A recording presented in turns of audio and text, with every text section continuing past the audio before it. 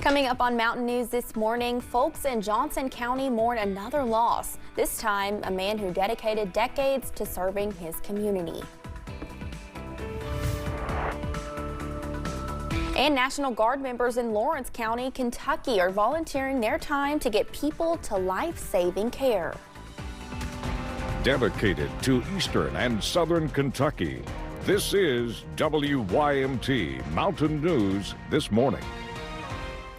Welcome to Mountain News This Morning. I'm McKinley Calandrino here with you on this Thursday, January 29th. The time is now 6:30, and now it's time for weather. So let's check in with First Alert meteorologist Megan Desmall for a look at your forecast this morning. I think the sun, it's not out yet, but can we expect some sunshine or clouds today? What can we expect? Well, it's going to be more on the cloudy side, unfortunately. Not as much sunshine as we had yesterday, but here's what we're expecting temperature-wise, is that is probably the biggest impact to your forecast. We're looking at upper single digits, 9 degrees in Moorhead and Logan, 7 in Louisa, and for some upper teens, 18 degrees right now in Middlesboro, 16 in Williamsburg and Somerset, 20 in Monticello. This afternoon, we'll be looking at a range of the mid to upper 20s for our far northern counties and the low to mid 30s for our more southern counties, getting to 36 degrees in Jacksboro. Now, in terms of those clouds, yes, it's definitely starting to get cloudy this morning, and we'll continue to see that throughout the day. But for your question, McKinley, sunrise is until 7:39 this morning. Thank you, Megan. Officials have not confirmed a retired assistant Paintsville fire chief is among the weather-related fatalities, but his age matches one of the governor released yesterday from Johnson County. Ray Reeder served in the department for more than 30 years, using his passion for people to protect the community while training and inspiring generations of firefighters until his retirement. Reeder died Tuesday after an ATV incident, but his department says they will not remember the way he left, but how he lived. His history with the City of Paintsville has always been an example of a public servant. He was always where he was supposed to be, on time and punctual, and ready to do the job. He never wavered in that. Reeder was 71. His funeral is set for Friday at 1 p.m. at Jones Preston's Funeral Home in Paintsville. Visitation begins at 11 a.m. In Carter County, first responders rescued a woman out of a burning home yesterday morning.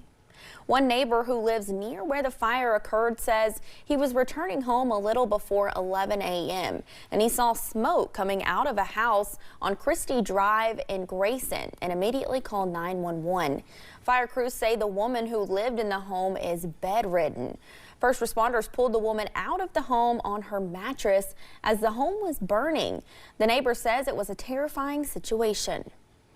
It's completely terrible. I mean, obviously, I don't know for sure, like, all of her medical history and her, like, the information she had, but I mean, she's bedridden, house is in flames, smoke coming out of the whole house. I mean, I don't know, I would be terrified. Firefighters say they have not confirmed how the fire started, but it appeared it started near a kerosene heater. In Boyd County, fire crews responded to a situation where a dryer at a dog food plant caught fire. Officials say the call came in at approximately 5:30 yesterday at the Highland Company in the 1800 block of US 60. Officials say the dryer caught fire before spreading to the second floor and then into the ventilation system. Members of the Cannonsburg Fire Department say no injuries were reported. Governor Beshear confirmed 11 people have died as a result of the winter storm, and several of those are in eastern and southern Kentucky. 3 deaths were out of Johnson County, as well as 1 from Pulaski County. Of course, we reported on Betty Veach out of Whitley County and Marvin Knuckles, an inmate in Morgan County. More just about him in just a few moments. Governor Beshear shared that the Team Kentucky Storm Relief Fund will offer those families money in order to pay for those funerals. There are still around 6,000 people without power, and the governor said it might take up to a week to get the lights and heat back up. So he urges people to seek out the resources they need. that we are hearing it might be up to a week before power is fully restored for all those customers. What that means is if you're in that area, you need to prepare. You need to know where your warming center is. You need to be staying with family. You just need to take all the steps necessary to make sure you get through this, even if it's prolonged, because it is going to be dangerously cold, especially at night. Right now, there are 117 warming centers open across the Commonwealth. A full map of those locations is available online at kyem.ky.org. One of those deaths was Marvin Knuckles, an inmate at the Eastern Kentucky Correctional Complex in West Liberty.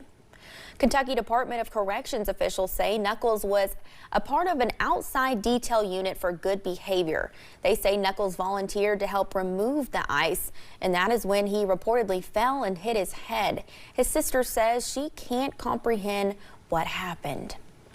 And, you know, I want answers to why my brother was he pushed off of a hill? Did he fall off of a hill? Why was he out at 1:30 in the morning shoveling snow? Or how would it be snow? It'd have to be ice. You know what I'm saying? Knuckles was serving a 12-year sentence for drug-related charges. And in a news release from the Department of Corrections, all inmate deaths are reported to the Kentucky State Police. One Georgetown couple says they were terrified when a sheet of ice hit their windshield on their drive home.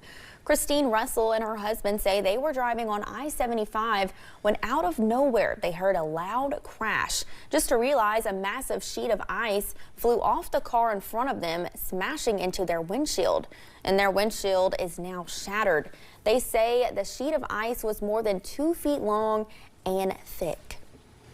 It flew, boom, just like that. It came. It was really scary for me, being a passenger, thinking it was going to break and get into the driver, my husband. Luckily, the Russells were not injured. However, law enforcement is reminding everyone to clear off your cars completely, including the roof, before you hit the road. As many schools remain on non-traditional instruction or NTI days, some folks worry about the students at home behind the screen. For some of those students, no school means no meal. WYMT's Neely Green spoke with Bell County Superintendent about what their district is doing to combat hunger. They don't care about learning if you can't take care of the basic needs first. So, for many students, school is a place of learning. It's a place to participate in extracurriculars and a place to make friends. And for other students, school is also a place with a fresh meal, a place with a warm classroom, and a place with caring adults. part of this job is making sure that the kids are taken care of, and a lot of them are much better off at school as far as conditions go and heat, and definitely feeding them. As winter weather covered the region with snow this past weekend, many students were stuck at home, and administrators with the Bell County School District made a plan to ensure their students would not go without a meal. She got in touch with KDE, and we got approval late Friday to be able to send food out with our kids, and so we sent it out in bulk on Friday to try to get through Monday and Tuesday. On Friday, teachers, administrators, support staff, and cafeteria staff worked together and prepared more than 9,000 packaged meals for the weekend. And as students remain at home under non-traditional instruction, those meals aren't going to stop. Each day that we're going to be out, we're going to try to have pickups since the roads are starting to clear and we can get parents out and get them available. Superintendent Brian Crawford says in Bell County they care deeply for their students and will continue the meals for as long as they can. Hopefully in the future we can continue to do this as long as KD will allow it, and I think they're in it for the right reasons. So. In Bell County, Neely Green, WYMT Mountain News. Crawford says that parents and students have been very appreciative of the meals and the help the board is providing. National Guard members in Lawrence County, Kentucky are volunteering their time to get people to life-saving care. National Guard members say they've been working with emergency management to get their routes on where to pick up patients. Sergeant Cole Carroll is from Bowling Green, Kentucky, and has been taking dialysis patients to their appointments and back home. All of us are from the area, or at least from Kentucky, so We mostly see it as helping our fellow Kentuckians. So we're all out here because we want to be out here. Emergency management says the people who need to receive dialysis or travel from other counties and the National Guard going out of their way to help those people too. If you need to get in touch with the National Guard to help you get to your appointments, they say to call the Lawrence County Emergency Management Office. Frozen water lines and pipes have kept one Lexington plumbing business busy this week. While Willie Johnson, who is the master plumber for Bryant's Heating, Cooling, Plumbing, and Electric, says they are constantly going on calls. But the increased volume comes with the cold weather. Call range from frozen pipes to backed up sump pumps. Many customers are also requesting plumbing inspections, and he says this kind of check helps customers catch problems before it's too late. If we can't do anything with pipes being frozen right now, we'll at least turn the water off so that when they thaw out, they're not going to have a spot where they have split open and just ruining the joist and the floor. Okay. Property damage is the main concern for homeowners. Johnson says ice will back up water, causing the pipes to leak and flood crawl spaces. He recommends people insulate their water lines and control the airflow around those pipes. And the cloud cover is just going to increase as we're heading throughout the day. So while we're starting at partly cloudy skies, by the time we head into the evening, we'll be seeing mostly cloudy conditions, and snow chances will return tomorrow. Here's a look at those temperatures, though. We're going to be looking at a mixture of the upper single digits as you travel more towards the north and into those teens as you travel more towards the south. Good news, though, the wind is a lot calmer today, so those feels like temperatures are not going to be as bone chilling as they were earlier this week. Now, in terms of this afternoon, though, we do see some improvements of those temperatures with our southern counties seeing some mid-30 chances. 35 is that forecast high in Middlesboro, 34 in Williamsburg, and 36 in Jacksboro. Looking at the mid to upper 20s for our northern counties. Here's a look at that travel forecast for you, though. Today, we'll continue to see those temperatures dropping until about that 7 o'clock, 8 o'clock time frame, hitting our warmest temperatures of the day around 4. McKinley. Thank you for joining us. The time is now 6:41. Still to come on Mountain News this morning. A happy homecoming for a mother manatee and her calf. We take you to Key Largo with more on the efforts to help save these sea mammals.